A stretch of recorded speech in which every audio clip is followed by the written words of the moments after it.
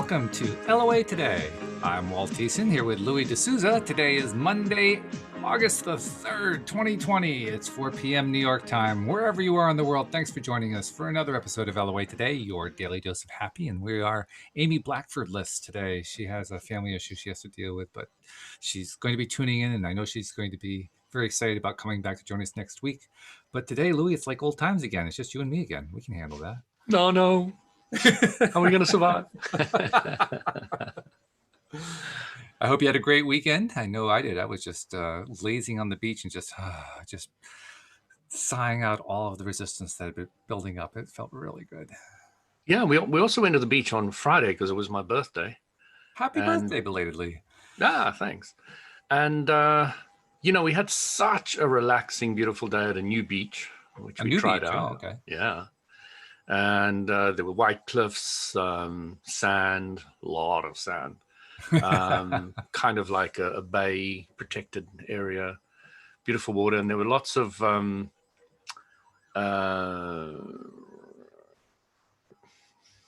do they call those pools where you can look for crabs and oh, I know what you're talking about. Rock pools, yeah. So there were a lot of rock pools there, so the kids were really into all that. And then afterwards we had a beautiful dinner at a Thai restaurant, which was amazing, really beautiful. Staff, atmosphere, people, incredible food, and it was just really, it's one of those things that the day just went spot on. And then as we were driving back for 1.5 hours from the beach to London again, we had this incredible sunset. Ooh, nice. And I mean, you can see maybe I can put some pictures up on Facebook, but there were some incredible pictures just through the window of the car of this amazing sunset. And then as soon as I saw that sunset, I remembered, of course, my dad died a year ago. And it was like my dad speaking to me. It was like, oh, this is so cool. Yeah. Oh, that's nice. That's really nice. Yeah. Plus, I have to say, you get a good Thai restaurant. Thai is delicious food. Really, really good. It's like a taste bud extravaganza. Yes, it is. Yeah, because there's so many different flavors. I mean, Southeast Asian food in general is always very, very good, but Thai food in particular, there's something about the way Thai takes the cake. Absolutely. Yeah, really, really good. Yeah, so especially when it's a good restaurant. That sounds like a great Friday, a great birthday. I'm telling you. Oh yeah. No, I was exhausted and fell asleep, and and then yesterday we had family around for my because they couldn't meet us with the beach and all the rest of it. Came to the house and we had a really nice time then. Beautiful. But I wanted to talk about what happened to me last night, because it's a fascinating experience which brings up a lot of things about LOA. So I'll paint a scenario. We had the lovely meal, which we just talked about, barbecue. Actually, it wasn't a barbecue, it was a poiki, which is like those big steel iron pots that they had in the old days that they put over the fire and they throw all their food in and then you just wait for it to cook and you eat it. So it was one of those, and the meat was so tender and the vegetables were put in at the right time, so they were like not too soft and nice, crispy, and the potatoes had absorbed all this beautiful juices from everything else, and it was just delicious. So it wasn't that, because none of the other family was affected, but I started feeling in the night really terrible. Wow. And so there's a lot of things I need to explain. First of all, I've got a huge repertoire of tools at my disposal to help me heal. Yes, you do. And what I was doing was thinking, what do I want to use for this one? I can feel that it's something in my gut. It seems to be poisoning my system a little bit. I'm getting that typical headachy type feel to the whole thing. And the thing that flashed through my mind was which is interesting, what was twist the spine, move the spine, get it flexible, do it in every shape and form, just get the spine moving. So I was doing every different type of yoga and movements, and I've got a whole range of things that I can do for the back, egoscue, and all the rest of it. So I'm doing all these things. And slowly I'm getting a little bit worse, and then I start bringing up. So I bring up a little bit, not a lot, just a little bit. So I didn't empty my guts. And so, I decide to do what they do in Austria. In Austria? Which is fascinating, because I didn't believe this worked, because, I've got all my knowledge and all the rest of it. And I wouldn't need this, but they take a little thing of schnapps and they drown it, and it either makes you bring up or it settles your stomach. Okay. And I've proved that this is effective again and again. So I went downstairs, had a bit of schnapps, and, started settling my stomach. I carried on doing the back exercises and all the rest of it. And I was lying on my side in bed, and then suddenly I felt it. It was huge relief and release, and it went shh. Whoa. And I was like, oh my God, I know it's all over now. It's just amazing. It's finished. It's gone. And I said, hang on. I want to relive that. So I went and milked it, that whole relief and release thing. And I went through it again and again and again, visualizing how it felt, because it was a really powerful release and relief. And then more things came to my mind. I came to understand, what has happened here is I was in this vibration for all the pain time and all the problem time. Right. And then suddenly I went to another vibration altogether, which was a much happier, balanced, harmonious vibration. And it was the transfer from this vibration to this vibration that gave me the And it was fascinating for me, because then I started to see that the amount of time it took me and the strength of the relief and the release was how bad it was. And it wasn't particularly bad, but I'm now in an awareness place that is very different. Before I wouldn't have noticed the probably as much. I would have noticed something. I wouldn't have known instantly that it was over. Right. I wouldn't have known that I must milk it, because this is a wow factor. I wouldn't have known that I've gone from one vibration to another fairly quickly, and I wouldn't have known that the in-between the one vibration and the other was the ah.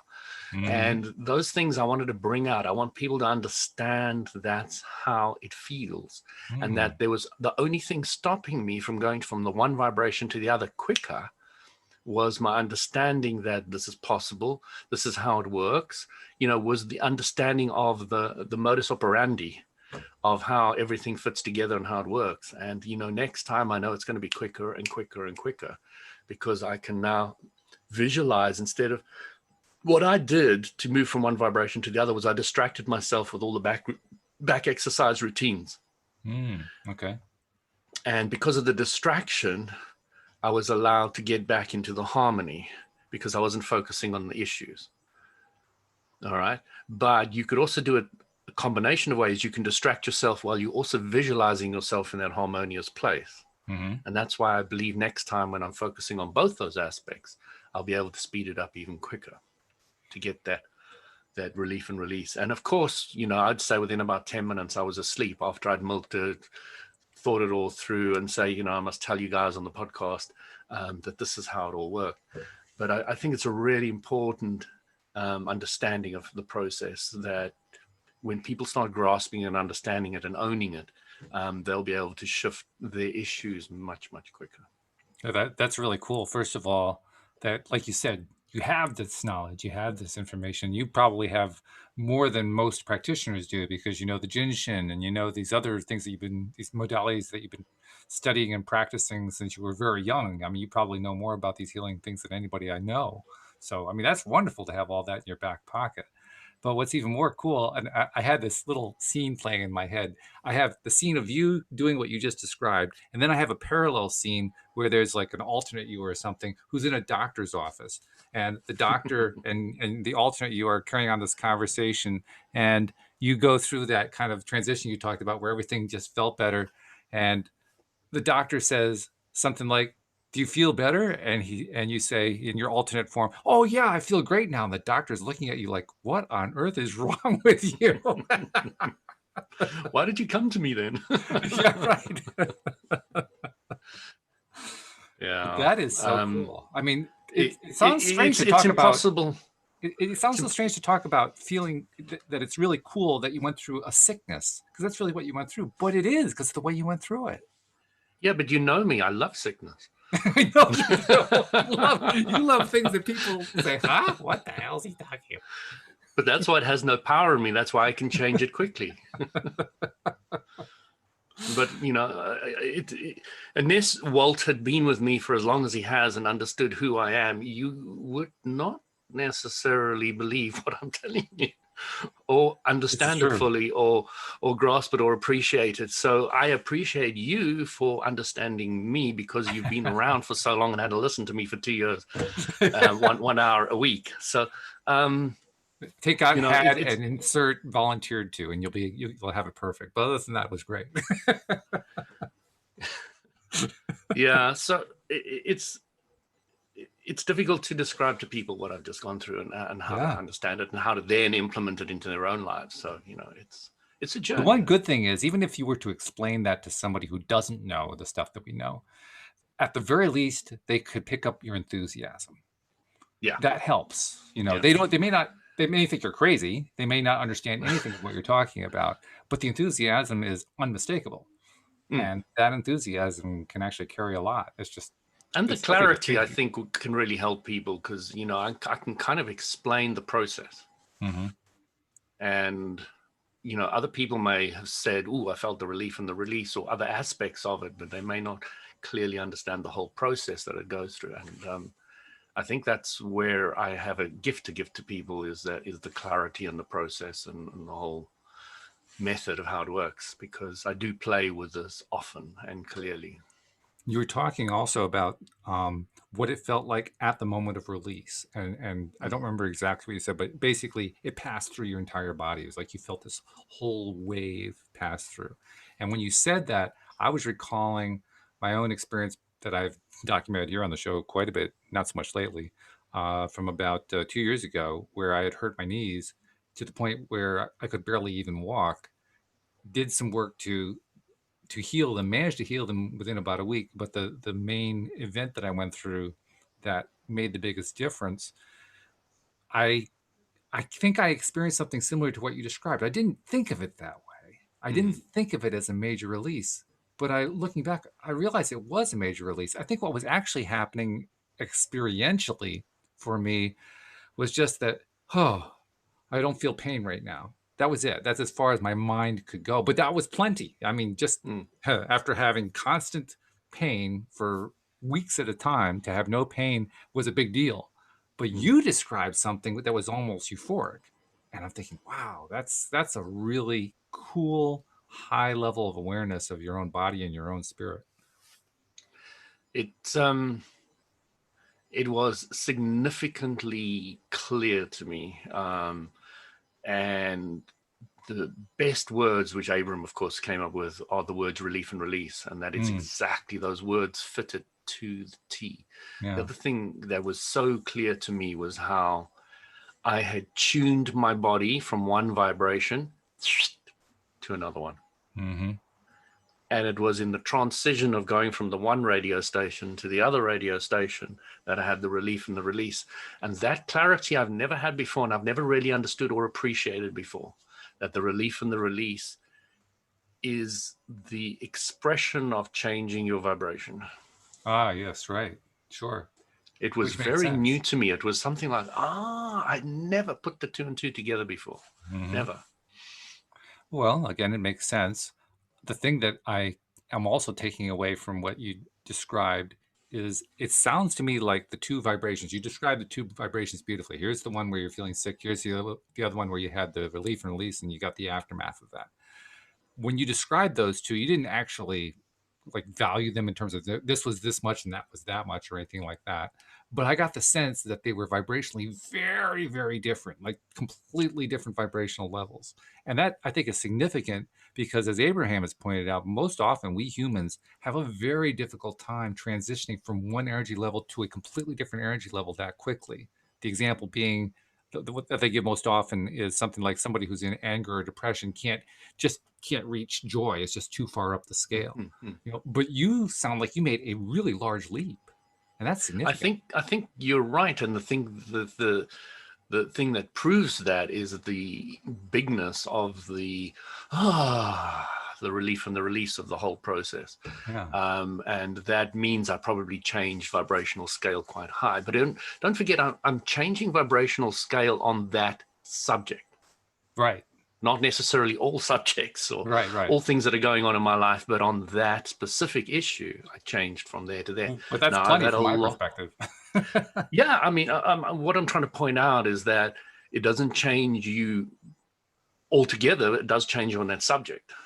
And people need to understand the importance of changing vibration on different subjects. So if you've got a big issue with relationships and you keep on having the same terrible relationships again and again, even though you change your partners, then you need to understand that that is a subject that you've got a problem with.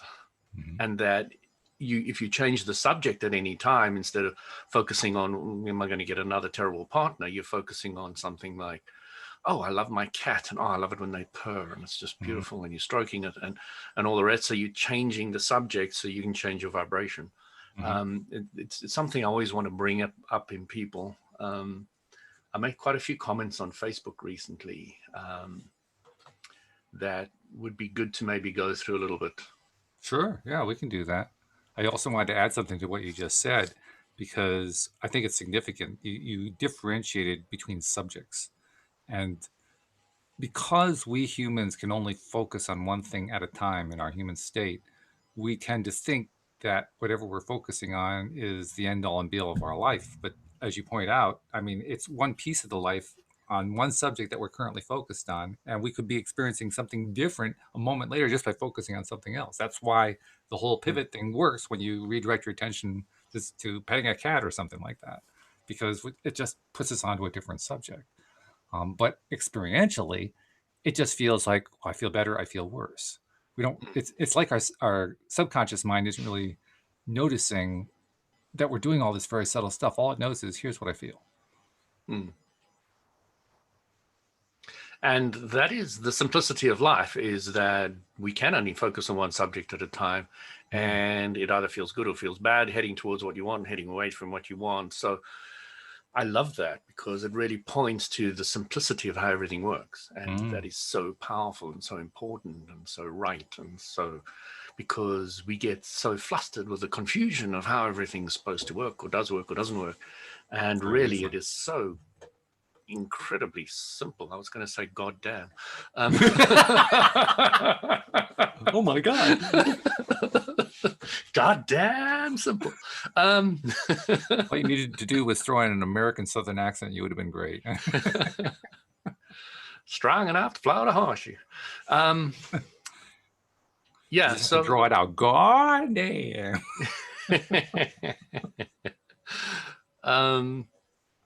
But the thing that I was trying to point out with a specific subject was this. Even though Louis had an epiphany, he had a transition, he experienced a strong relief and release, he even milked it.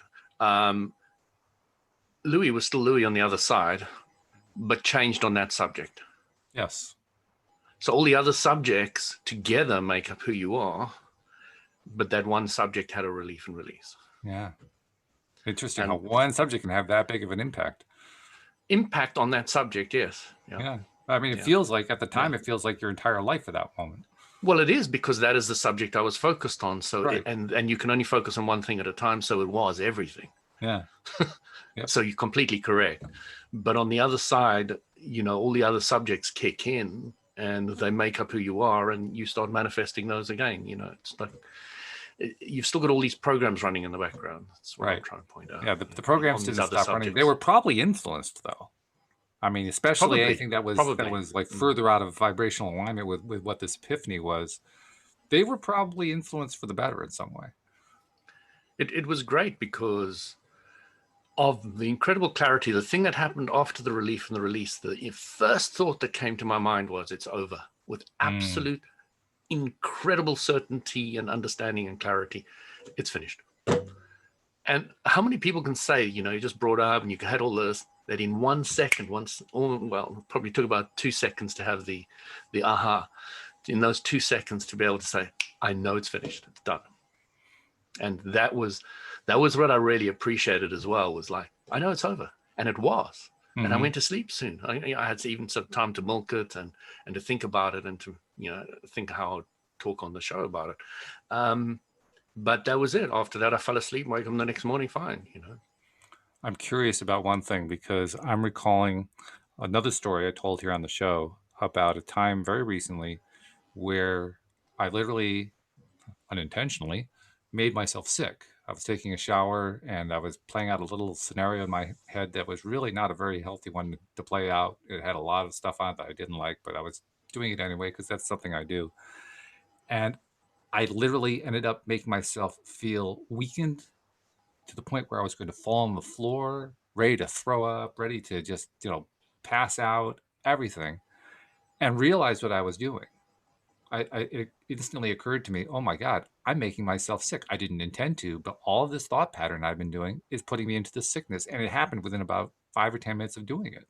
I said, okay, well, all I have to do then is reverse the thought pattern, start focusing on stuff I prefer. And I knew as soon as I thought that it was going to work.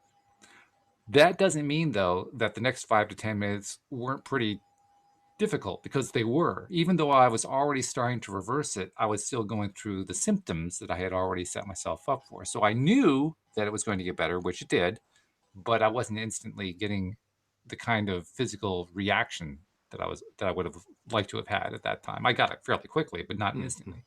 Am I wrong in saying it sounds like you got the physical reaction quickly? Yeah, the physical reaction was pretty much instantaneous after the event. That's a big deal. And there was no doubt in my mind, and it was accurate, that I had completely, I suppose, tuned into the news station, and I was fine.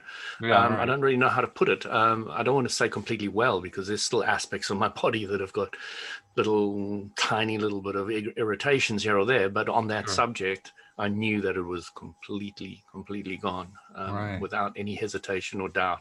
And it was within a matter of seconds from terrible to completely fine. And it wasn't just a knowing in the sense of an intellectual knowing; it was a feeling knowing. That's the part that I think is intriguing. It was a complete intuitive knowing, yes, knowingness, not a understanding or anything. It was, this is the way it is, and there's no doubt. Yeah, that's pretty wild. So you said you'd never had something like that happen before. Not with that level of clarity. No, I have had that happen on numerous occasions. I've had relief and release. Quick relief.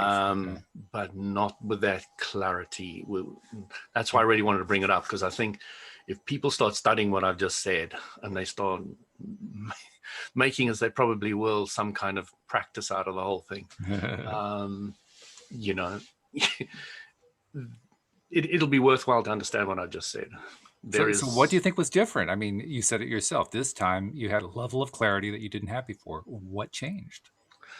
What changed, I don't know, besides the level of clarity. What changed, what was different from the last experience of having the relief and the release, is there was no instant knowing that it was over. The other experiences I've had, like going into the vortex, was very different. This wasn't like going into the vortex. This was changing from one vibration to another. So when I spent those 5 days in the vortex, having these incredible ideas flowing to my head that made me salivate and so excited and all the rest of it, that was a very different experience to this little transition. Massively different. So, I've had a lot of different experiences, but I've had a lot of little healing experiences. So what were they like? So they've dulled from the point of view that there's been so many. They've plus they don't measure up to the one that never you just this had. Clear.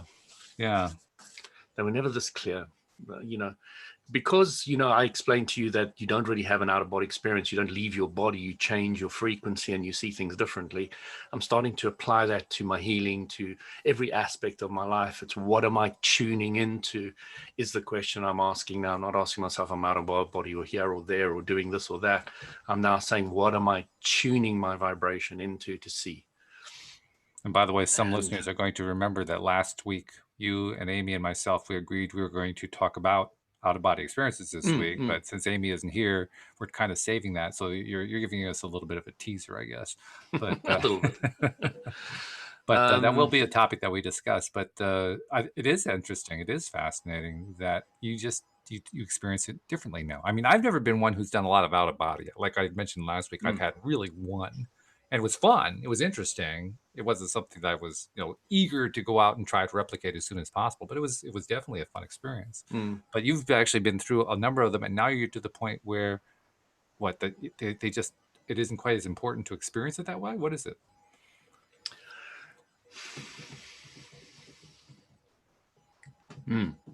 It's something we should go into without a body. It's quite a topic. So. It's a great question. Repeat the question. I'll do my best. Essentially, I'm asking you have a history of doing a number of out-of-body experiences. You relayed that to Amy and I during the show and also during post-show and pre-show last week.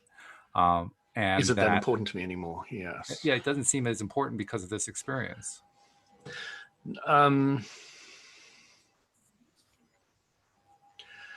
There's one thing I've always said, that I don't like going to psychics. I don't want anybody else to give me the information. I want to have a direct perception. I want to understand it myself. It has been very, very important for me whole life. Okay.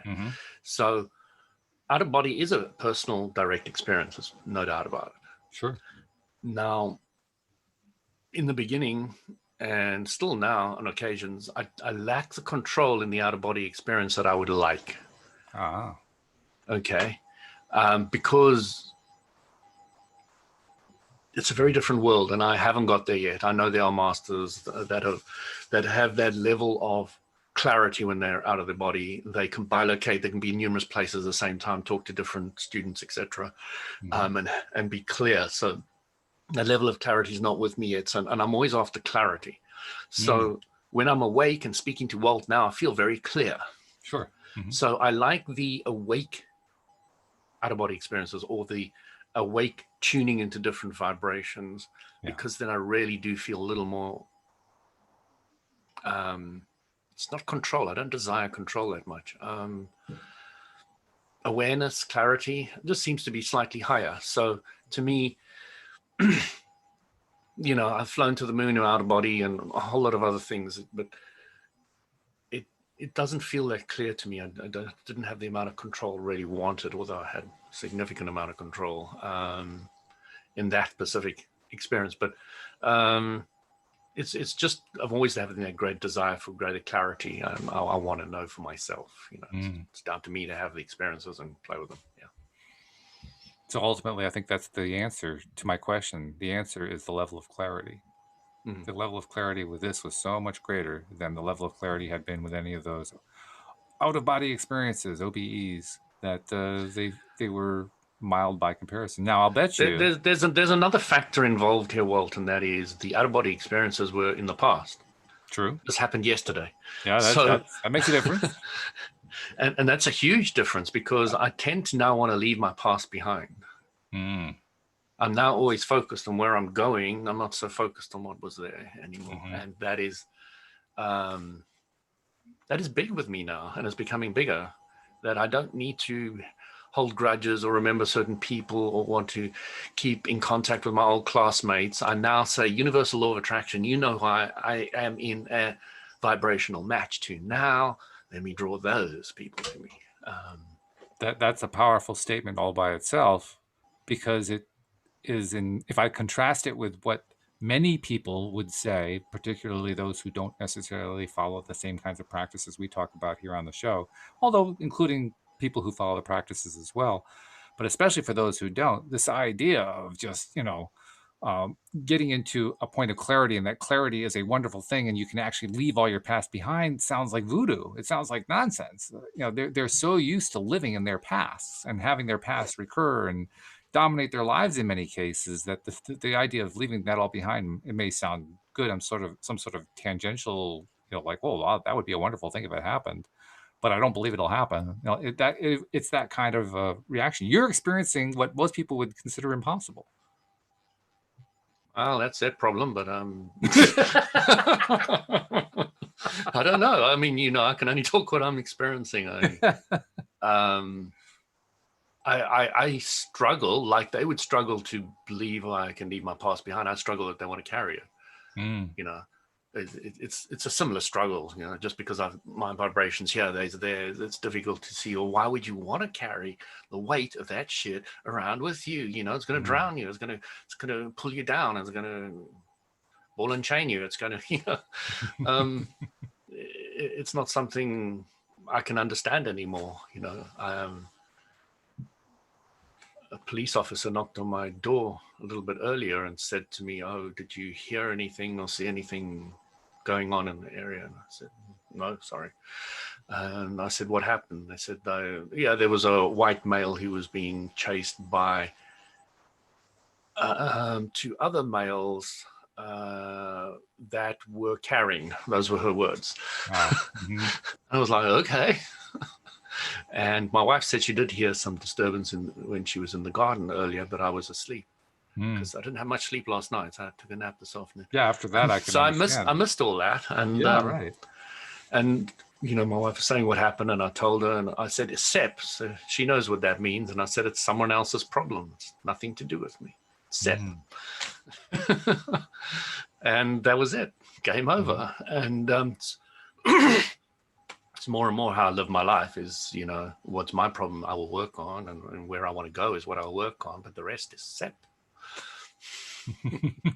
You've even got it down to its own acronym. I know. And I made that up. I'm the first one who made that up. You're the first one. Yes, you can credit Louis D'Souza. My first meme, SEP, Louis D'Souza. Meanwhile, there are millions of Facebook users saying, "SEP, what the heck is SEP? SEP. I'm not finding it on a Google search. What's going on?" Oh, dear. Yeah, I was going to bring up some of these Facebook things if I can come up with them easily enough. Oh, yeah, you mentioned also before the show that there was a Facebook thing. So I'm curious to see what you're bringing in here. While you're doing that, I'm going to take If you haven't noticed by now, 2020 was designed for you to get back in touch with your soul and raise your consciousness. So while you're looking for it, I'm going to take 30 seconds and remind people who are not yet subscribed by downloading the app onto their phones to download the app onto your phones, because that's the go-to way to listen to LOA Today. It's also the go-to way to get all the extras that our co-hosts are sharing with you, including Dan Mangana's ebook, The Money Game, and Cindy Chavez's ebook, The Lovely Magician's Guide to Soulmate Success, and Dan's audio course, Beyond Intention, and there's more coming too. So I mean, you really want to be downloading and using it. And I hope you are not just downloading and putting it onto the phone, but you're also listening to the episodes and listening to the various content and reading the various content that we're giving you, because we're giving it to you for the reason that we want to help you really achieve that, your daily dose of happy, not just through listening to the show, but also through your own efforts, through your own growth. So do both, and be sure that you tell a friend to tell a friend so that more and more people can find out about the LOA Today app too. So what do you have there, Louis, now that you've done your little search? So, somebody was saying that if you haven't noticed by now, which I find condescending. That's a good way to start. 2020 was designed for you to get back in touch with your soul. So I'm out of touch with my soul. Okay, cool. Who knew? And raise your consciousness. So I'm consciouslessness. I'm unconscious. So you can evaluate your life. Okay. So a lot of people responded very positively to it. Now, this one individual I was talking to you about before the show, I love he says, "I designed my 2020 to just be able to keep doing to keep on doing what I love to do and to release more emotional resistance as well as keep growing as a person. Now, I've loved this guy over many podcasts, many years while doing the podcasts. I've seen him in the Law of Attraction Change My Life group, comment to people's comments very accurately, and he has a clarity I admire. So I'm always saying, and I'm always encouraging him and always saying to him, I like what you're saying and I agree with it and all the rest of it. So I said to him again, I love the subtle way of you saying that you can make 2020 do whatever you want it to do, not necessarily what somebody else thinks, like the post stated. Sure. So, I went through that whole podcast with you, Walt, at some stage, talking about tearing memes apart. Oh, I remember that one. You remember that one? Yeah. So when people aren't very accurate, I like to enhance the accuracy of those memes. And I found out, and it was pointed out to me, and it's very accurate, that the problem with memes is they try to make them short. That's true. The brevity has its issues. And when they make them short, they are open to too much interpretation, which, if somebody did describe fully what they meant by this previous meme, it would probably be accurate because they try to condense it. There are flaws in the fluidness and the correctness and the accuracy of the whole message. And I said to the guy, maybe you'd like to pop onto my podcast on Mondays, Law of Attraction, one day. And he says, thanks for the offer. I'll certainly consider it. So, at some stage, I'd love to have, and his name is THIJS, Tish Groen, which I'm guessing is Dutch or Flemish. I don't know. Okay. And he's the first and only person I've ever asked to join me on the podcast. Really? Oh, okay. Well, I'll be interested to hear what he has to say if he decides to. And only because I've watched him over years and seeing that his the way he responds to everything is very clear and accurate. And, well, from the part that you relayed already, he sounds like he is very much in tune with the kinds of things you tend to tell me. So very much so. Like it. Very much so. And of course, because when somebody's vibrational match, then you pick up on them quicker and easier. And of course, that's why I've bumped into him. I'm just wondering if I can find the other one. It's quite interesting as well.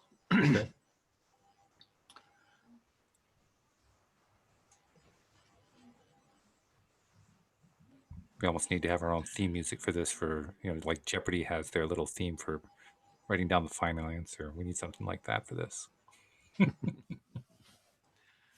Let me see if I can remember.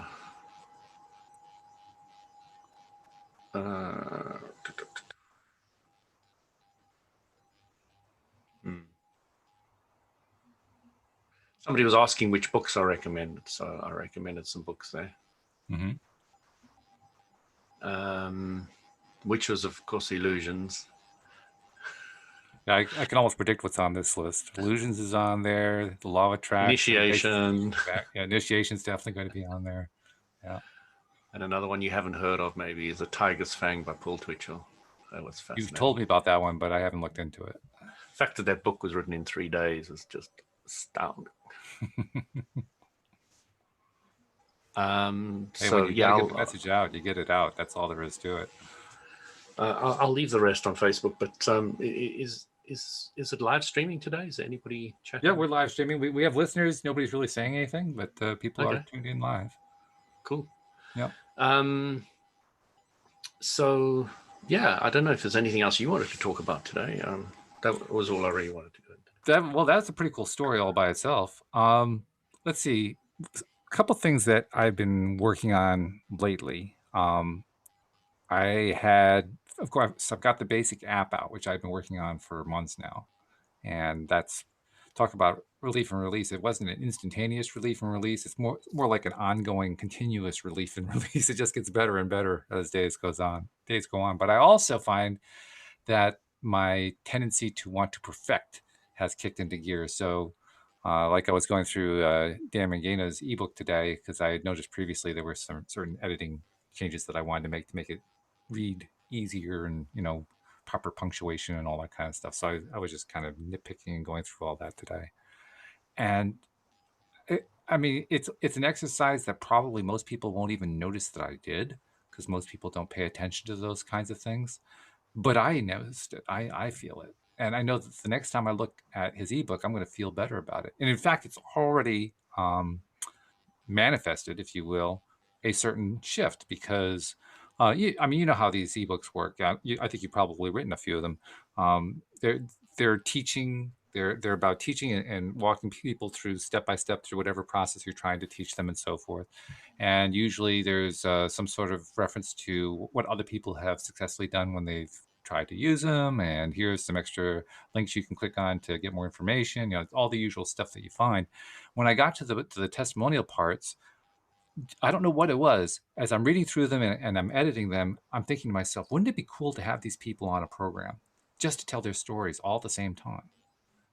And I think that happened simply because I allowed myself to give in to this urge, this impulse to make little tweaks to this thing that was already basically done. I just wanted to make it read nicer. And in the process of doing that, an idea came to me and passed it along to Dan. And Dan wrote back, well, sure. Yeah. Any particular ones that grab you? And I said, well, whichever ones you can get that can come on the show at the same time, because I want them all on the show at the same time. Because that to me is where the cool part is. You have 4 or 5, 6 different people saying they followed the same process, got, X results, and the X results were all great. Boy, does that have a powerful impact. I mean, that's what testimonials are supposed to do. But when you have people in the same place all saying it at the same time, it feels different, I think. So there was a book on persuasion that I studied at one stage, and they were talking about the factor involved in humans that they desire more people to believe something for them to want to believe it. Yeah, that's true.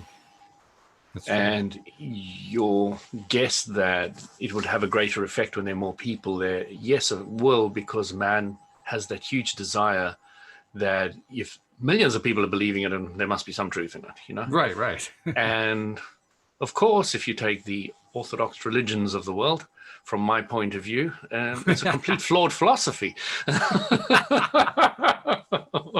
Ooh, did I say that? You can send your nasty emails too. So you know what, when it comes to all that, it's also important to explain it in great detail. I'm not saying that they are flawed for everybody and all the time. Now, I was in one of them for quite a long time. Sure. And it did help me during that period. So it's not that they are completely flawed. What they're doing is they're building contrast in you. Yeah. They're forcing you to understand what you believe and not necessarily what you're told to believe. So there's immense value in them, even though they may not be on the right track all the time with everything. But again, I've always said to anybody on any religion, if you're feeling happy and comfortable in it, then it is exactly where you should be. Yeah, that's true, because the feeling aspect is really, that's how you know. That's how you know, exactly. And I always admire somebody who's really confident on their own belief, because I truly come across very few. I don't know why I'm thinking this, but I'm going to tell you something that has been going on that, for whatever reason, is being triggered by what you're saying. And I for the life of me, can't make the connection, but maybe you'll see what it is. There's a Facebook group that I started a number of years ago and that I still administer, that's for the local area where I live. We call it the Farmington Valley Happenings. And the Farmington Valley is a section. Called what? Farmington Valley Happenings. Okay. The Farmington Valley is to the northwest of Hartford, Connecticut. It's, I don't know, 5 or 6 towns all kind of in one cluster, so to speak. And so it's just devoted to stuff that happens in the Farmington Valley. And it's something I kind of started on a lark, and it kind of grew and grew. It's got about 6,500 members now. So, I keep it going, and sometimes I wonder why, but I keep going. And of course, with what's been going on here in this country with the various things that most people are focused on, there's COVID, there's racial tensions, there's the economy, all this kind of stuff. All those things touch the valley because they touch everything else too. And so I've, to a certain extent, allowed them in as conversation points. And every once in a while, the people who are in the valley, who are members of the group, particularly those who have, shall we say, a political viewpoint to push, let's put it that way, will get involved in a little tug of war trying to get a little leverage over the other side. And it can be quite strenuous at times in terms of the efforts that they put in. Lately, there have been numerous efforts to get posts banned. In other words, they want me to kick out certain posts because they don't fit the narrative of one side or the other. And given you may not be aware of this, but here in the US right now, there's a great big divide that it has become quite acrimonious between left and right. And it's, as we're approaching an election in November, it's probably as loud as it's been in years. That divide is leading to some pretty high passions, pretty strong passions. As everyone would say, some great contrast. Some great contrast, huge contrast going on. I think that's where this is coming from. But anyway, there was one post this one person put. It was about COVID. It was about, what's it about? Oh, I think it's about, what's that? It's the alternative drug that President Trump thinks is so wonderful and that others are saying, oh, it's not all that great and so forth. Bleach. What is it? Bleach. Bleach, yeah. Oh, there was that one too. No, it's hydroxychloroquine or something like that. I can't remember what the name of it is. Quinine stuff. Hydrochloroquine, I think it's called. Anyway, somebody had posted about that, and that's a big point of discussion and discord right now. And a whole bunch of people have demanded that I remove the post. Now, the post isn't 100% accurate. It's got a bit of a misleading side to it, but it's not disrespectful. That's one of the things I look for. I try to keep the conversation at least respectful. You know, be respectful of the other side and so forth. And it's a little bit on the edge, but it's not over the edge. And so I'm constantly being bombarded, being measured in terms of probably 20, 25 people have demanded that it be removed. And so it's constantly popping up in my Facebook feed. And I keep saying, no, because, you know, I got to keep a relatively even keel. Everybody has to have their fair share and so forth. And it's been fascinating because, first of all, it points to a trend that I'm seeing more and more of that is a little disconcerting, but from my perspective these days, it's more amusing than anything else. The desire to shut somebody else up, to keep somebody else from talking, restricting free speech, essentially. And if I point out to somebody who's trying to do that, that's what the other side is trying to do to them, they'll acknowledge it for a split second and then they'll go right back to it again. So they're really pushing this contrast, right? They're pushing it to the utter extreme. And I think this is probably why I'm bringing it up. In the past, this would have been a big emotional point for me. And today, it's more like, oh, okay, you need an answer to that? Here you go. I'm done. I don't have the connection that I used to have, but they still do. They still do. And it's the perspective of seeing that from a point where, honestly, I really don't care all that much, is just strange. It's a weird place to be because it's not where I've been most of my life. So maybe that's where the connection is to what you were talking about. There's this, you were growing up, you're becoming a spiritual individual who's learned the spiritual detachment, and you're starting to see the perfection of the contrast. And I'm very proud of you. Because that's exactly what's happening. I might have said it facetiously happened, but you can see it clearly in me. Yep. And now you're starting to see it in yourself, and you're going through a phase that a lot of people go through. Is, am I still human? Is this still right? Am I just a dispassionate, uncaring individual? And you start learning that that's all BS that you can leave behind. And then you start realizing all I'm doing is focusing on what I want. And if I keep my alignment, if I if I focus on remaining happy more often of the time, it's the greatest gift I can give to anybody and everybody. And that's all I care about now. The rest is your shit. Play with it all you want. Nothing to do with me. Sep, go on. You know, it's so and so and so forth. So yeah, that's what happens. It's a classic dilemma of somebody who's growing spiritually. And I think part of the dilemma for me is I've gotten to the point now where I almost just want to hand the keys over to somebody else because it's just not interesting to me anymore. The only interesting part is watching what they're doing. Beyond that, I don't want to engage in it. I mean, occasionally I get somebody who makes a direct appeal to me. You know, I really would appreciate it if you would remove this post, blah, blah, blah, blah, blah, blah, blah. And so I usually accommodate them by giving them a response of some kind, you know, and I've actually managed to calm a few people down that way. They're kind of, you know, dismissing of me, but that's all right. I could live with that. It's not a big deal. A long time ago, I gave up the idea that I needed people to like me. Well, you know, I do like people to like me, but I don't need to bend over backwards to make it happen. I mean, if they like me, they like me. If they don't, okay, sorry, you know, next. Yeah, I think the clarity there is the word need them to like me. I don't need Yeah. Yeah. Yeah, I don't really need that, I don't think. It is. But it's fascinating to go through People appreciate you and like you and understand you.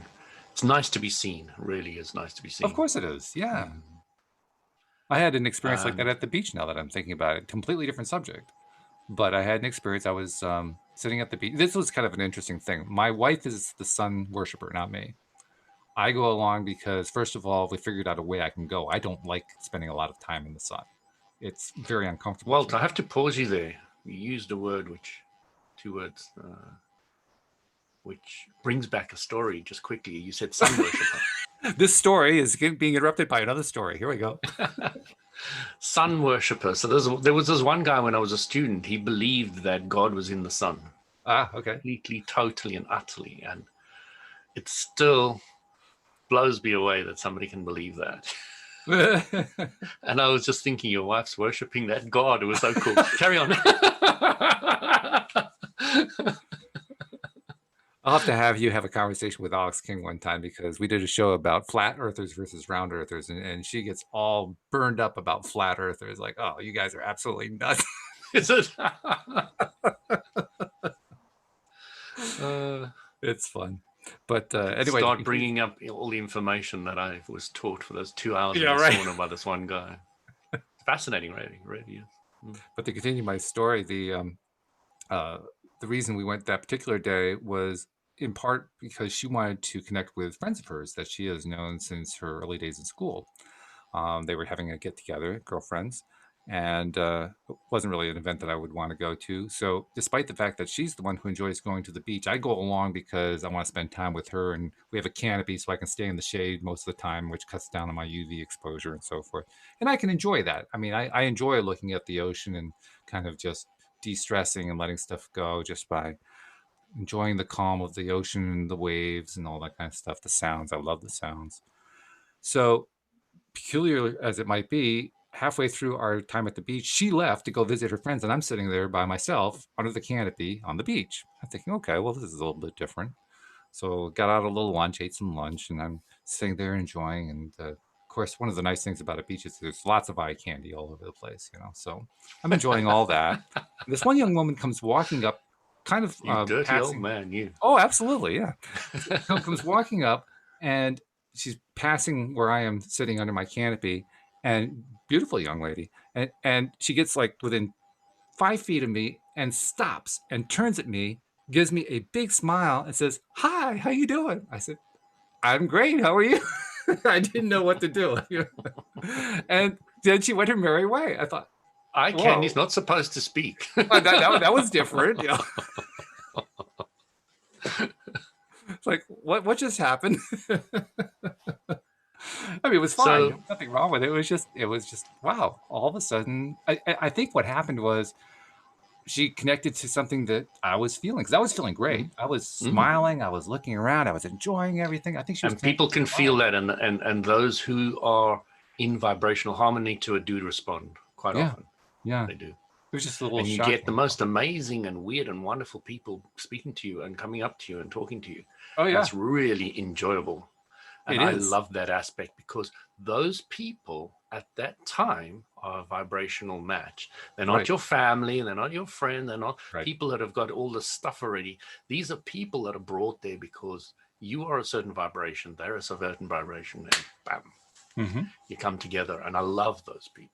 It's fun because, I mean, we get a lot of people more often now at the beach who are just stopping by and saying hello for like 5 seconds on their way to wherever they're going. There's one couple that we met about. I found the coronavirus started that really to a large degree. Probably did. Yeah, sure. I think it was a weekend ago we met them, and they live in a town that's about a half an hour from here in Connecticut. And so we kind of had that in common because we were down in the beaches in Rhode Island. So that's a bit of a drive for both of us. And saw him there yesterday, or Saturday rather. And he comes walking by and says, "Hey, Simsbury," because I live in Simsbury. And you're like, "Oh, hey, how you doing?" You know, I barely remember the guy. Like, "Oh yeah, that's the guy from Southington." You know, why is he shouting out? Well, yeah, we had that little connection, but he was so enthusiastic about it, and that's what was getting my attention: the enthusiasm. You just have to be in one place where you're high vibing, and people get enthusiastic around you. So Walter, I just wanted to tell you something that I wanted to say, and I'll go into it in more detail before, so that I'm just going to give you the brief gist of it. I was browsing YouTube, and I have a fascination for Zhang Chang, who is an incredible Chinese female singer. Who has, they call her the dolphin voice. She has an incredible range and all the rest of it. And I don't know if you know The Fifth Element. The Fifth Element has got a song in it that was composed to be unsingable. Oh, really? And she can sing it. Oh, she can go from this really low note to this high note like that. Wow.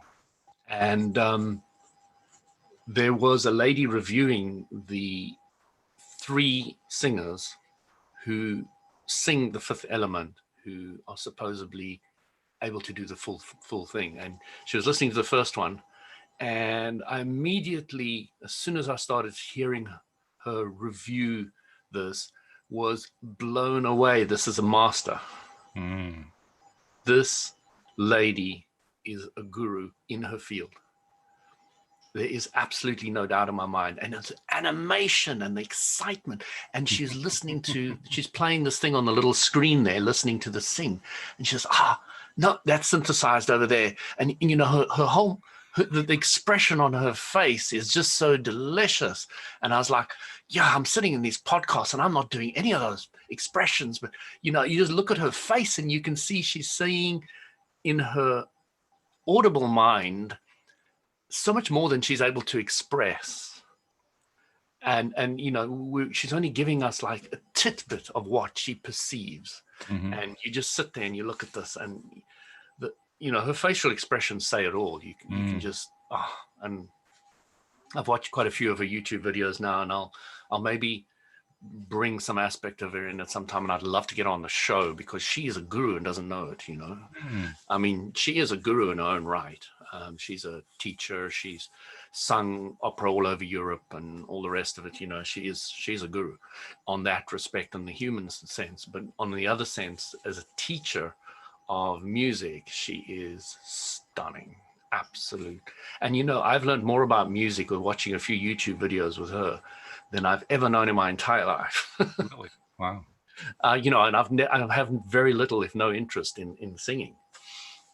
But because when you've got a master teaching it, you are drawn in a way that is just delicious. That's all I can say. It's just absolutely delicious.